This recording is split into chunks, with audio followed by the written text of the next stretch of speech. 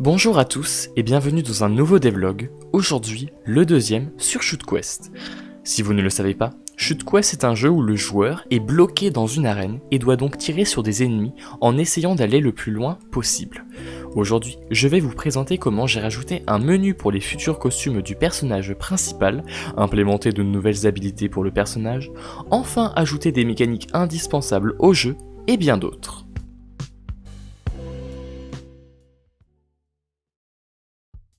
La première chose que j'ai rajoutée au jeu depuis le dernier devlog est que lorsqu'un camembert n'a pas été récupéré depuis un moment, il disparaîtra.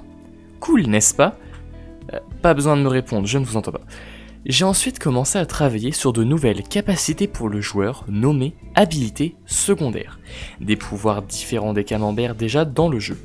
En gros, ces habilités seront assez rares à obtenir et vous donneront de nouvelles particularités ou des objets à utiliser lors de votre partie. J'ai commencé par travailler sur une sorte de zone empoisonnée qui infligerait des dégâts aux ennemis dessus pendant un certain temps. Ensuite, j'ai rajouté un dash. Celui-ci permet à votre personnage de filer rapidement dans une direction, infligeant des dommages aux ennemis présents sur votre route et vous rendant complètement invincible. Ensuite, je ne sais pas pourquoi, j'ai décidé de rajouter un escargot. Pour l'instant, c'est juste comme une petite souris, mais en plus lent. Mais je pense qu'il va prendre la caractéristique d'un ennemi rare qui essaye de fuir le joueur. Une fois tué, il pourra justement lâcher une habilité secondaire. Vous savez, une mécanique que j'aime particulièrement dans les jeux vidéo sont les défis. Donc je voulais impérativement que le jeu en possède. Et pourquoi pas faire débloquer des costumes pour le joueur lorsqu'il en réussissait un. Je ne voyais aucune raison de ne pas le faire.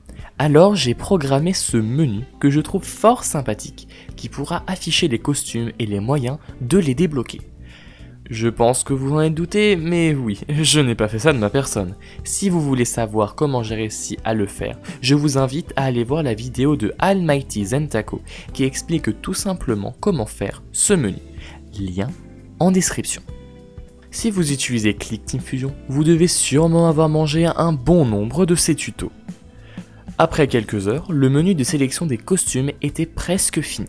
Le nom du costume qui s'affiche si vous l'avez débloqué et la description pour l'obtenir. Maintenant, il ne reste plus qu'à faire les costumes. On verra ça dans un prochain devlog. Toujours sur le menu principal, j'ai ajouté une barre de sélection de volume qui n'était pas là auparavant. Le seul problème, c'est qu'il n'y a aucun son dans mon jeu. Donc je pense que vous savez ce que j'ai fait ensuite. Exactement. J'ai fait le design de l'habilité dash, ce qui permettait un moyen de l'obtenir et aussi un moyen de montrer au joueur qu'il la possède. S'ensuit logiquement le même traitement pour la zone de poison, qui deviendra une fiole de poison. Vous ne la posséderez que 5 fois, mais vous pouvez la balancer sur les ennemis. Plus tard, et j'avais une nouvelle habilité, la mine, qui fait exactement ce que vous pensez. Ensuite, la potion d'agrandissement a vu le jour. Une fois collectée, elle augmentera la taille de vos projectiles jusqu'à ce que vous la changiez. Lame explosive, elle, donne à tous vos projectiles lors de leur contact avec un ennemi ou un mur une chance d'exploser. Ensuite, j'ai rajouté du miel, parce que le miel, c'est bon. Et puisque personne ne peut résister à son odeur, les ennemis qui s'approchent trop près d'un d'entre eux finiront envoûtés et iront le manger en vous oubliant. Aussi, je sais que le rayon qui s'échappe d'entre eux est mochement pixelisé, mais je ne sais pas comment régler ça. Le lac givré fut le prochain à voir le jour. Une grosse zone de gel qui ralentira chaque ennemi dessus. Et je ne vais pas vous mentir, mais j'ai galéré plus que je ne devrais l'admettre à mettre ça en place. Mais après quelques heures et ayant enfin partiellement compris le principe de boucle sur Click Team Fusion, il fonctionnait enfin comme je l'avais imaginé. Ensuite, j'ai commencé à rajouter le livre de triple puissance, qui multiplie par 3 le nombre de projectiles que vous lancez. Mais pour que ce pouvoir soit 100% fonctionnel, il fallait que j'ajoute un élément primordial pour le jeu en général que je n'avais pas encore fait. La cadence de tir. J'y ai fait plusieurs fois allusion dans le dernier devlog, mais en vérité je ne l'avais pas encore implémenté. En gros, si vous aviez un autocliqueur, vous auriez été imbattable, car chaque projectile se lançait lorsque vous cliquiez avec votre souris, et pas autrement sans délai, mais aussi sans que l'on puisse rester appuyé, ce qui n'était pas très confortable. À l'époque, j'avais peur que ce soit un enfer à coder, mais au contraste total de ma pensée, il n'en fut pas ainsi.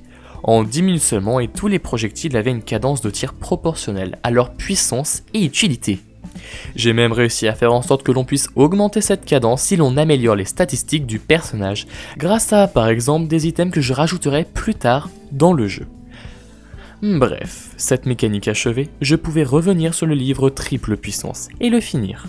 Je trouve que celui avec la bombe est trop cool, presque poétique, vous ne trouvez pas ? Bon, maintenant il fallait que je retravaille un camembert qui me déplaisait fortement. Le camembert à tête chercheuse. La façon dont il fonctionnait actuellement était très buggée et me satisfaisait de moins en moins à chaque fois que je l'utilisais. J'avais ma petite idée en tête de comment j'allais le refonder. Il agirait comme un projectile normal, traversant l'arène dans une direction, mais lorsqu'il serait trop près d'un ennemi, il changerait de direction vers lui en accélérant.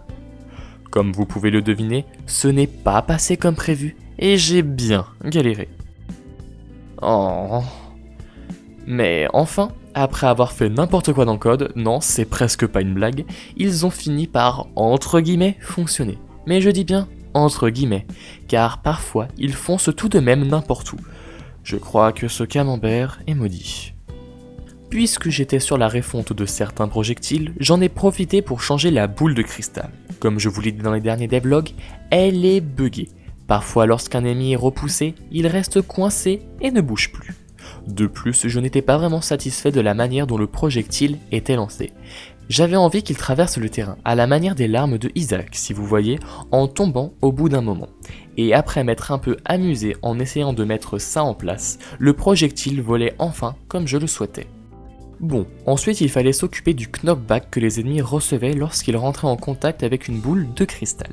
Avant, j'avais une masse d'événements qui téléportaient l'ennemi à un endroit précis selon la position par rapport à sa direction, et si je n'ai pas été très clair dans cette explication, ça l'était encore moins dans le code. Mais à mon grand bonheur, j'ai enfin trouvé la formule mathématique qui permet d'infliger automatiquement du knockback à un objet, peu importe sa direction. Vous ne pouvez pas savoir à quel point j'étais content d'avoir réussi à la découvrir, surtout que les aides en ligne ne marchaient pas pour moi. Bon, vous allez rire, mais en fait, je n'ai toujours pas fait le système des points de vie du joueur. Du moins, je n'avais pas encore fait ça, car désormais, il en possède. J'ai donc commencé un système très basique qui permet aux ennemis d'infliger des dégâts aux joueurs, et fait une petite animation pour le joueur quand il est touché. Mais en vérité, je ne sais pas trop si j'aime ça. Et vous, qu'est-ce que vous en pensez ? Est-ce que je la garde ou pas ? N'hésitez pas à me le dire dans les commentaires. Ah, encore une mécanique indispensable au jeu, d'ajouter.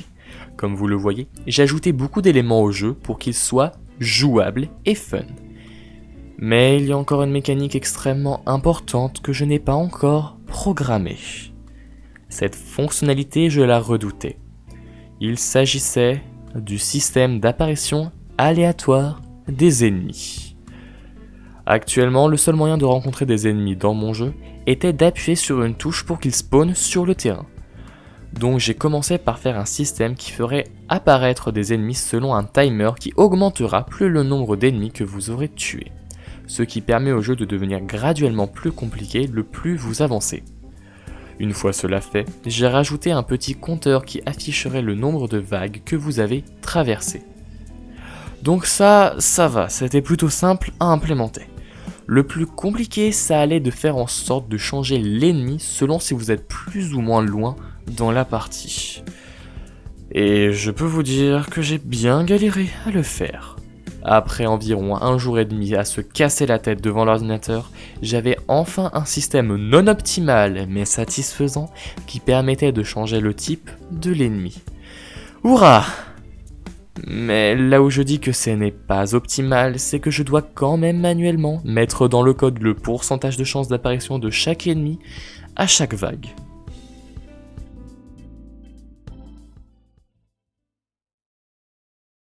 Ah, et voilà, c'est désormais la fin de cette vidéo.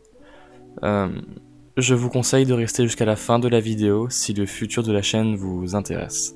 Déjà, je voudrais m'excuser d'avoir été aussi absent durant ce mois d'août. Cette vidéo était à la base censée sortir bien plus tôt, mais j'avais juste la flemme.